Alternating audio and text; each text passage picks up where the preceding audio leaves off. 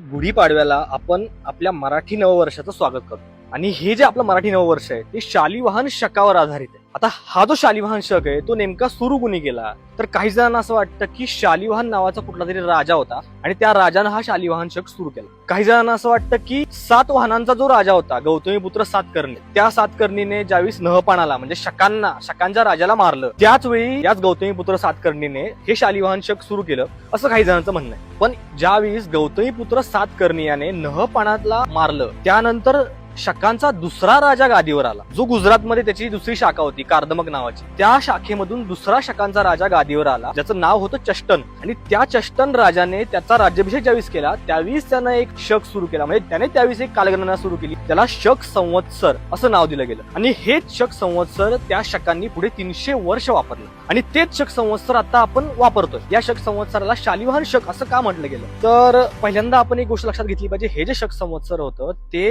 पुढे महाराष्ट्रातील अनेक राजांनी वापरलं. म्हणजे अनेक राजांनी हीच कालगणना हेच संवत्सर त्यांच्या राज्यात सुद्धा वापरलं, कारण हे संवत्सर होतं ते सोयीचं होतं. म्हणजे 12व्या शतकापर्यंत या शकाला शालिवाहन शक असं नाव जोडलेलं कुठेच आपल्याला दिसत नाही. म्हणजे अगदी विदर्भातला वाकाटक राजांचा एक लेख आहे, त्या लेखात सुद्धा हे त्यांनी स्पष्टपणे मान्य केलंय की शक राजाचा हा संवत्सर आहे. परत ऐहोळ हे जे गाव आहे त्या गावामध्ये चालुक्यांचा राजा दुसरा पुलकेशी याचं एक प्रशस्ती आपल्याला सापडलंय. त्या प्रशस्तीमध्ये सुद्धा त्यांनी मान्य केले की हे शक संवत्सर आहे. म्हणजे काय, तर आता आपण एक गोष्ट पाहिली तर आता कुठलं शालिवाहन शक सुरू आहे, तर 1948. आणि या 1948 मध्ये ज्यावेळेस आपण 78 मिळवतो त्यावेळेस काय येतं, तर 2026.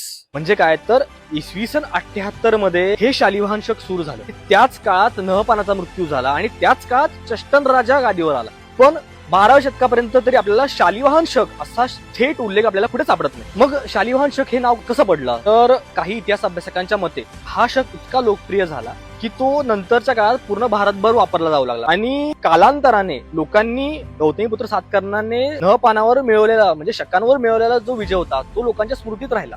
पण तो शक शकांच्या दुसऱ्या राजाने सुरू केलं होतं ते लोक विसरले. त्यामुळे लोकांना असं वाटू लागलं की हे जे शक आहे ते सातवाहनांशी निगडीत आहे, म्हणून लोकांनी या शकाला शालिवाहन शक असं म्हणायला सुरुवात केली. आणि कालांतराने शक या शब्दालाच वर्ष किंवा शक या शब्दाचाच वापर कालवाचक म्हणून केला जाऊ लागला. लोक कशा प्रकारे एका शकाला एक वेगळं नाव देतात याचं एक उत्तम उदाहरण म्हणजे छत्रपती शिवाजी महाराजांनी जो राज्याभिषेक शक सुरू केला होता त्याला आजच्या काळात काही लोक शिवशक असं सुद्धा म्हणतात.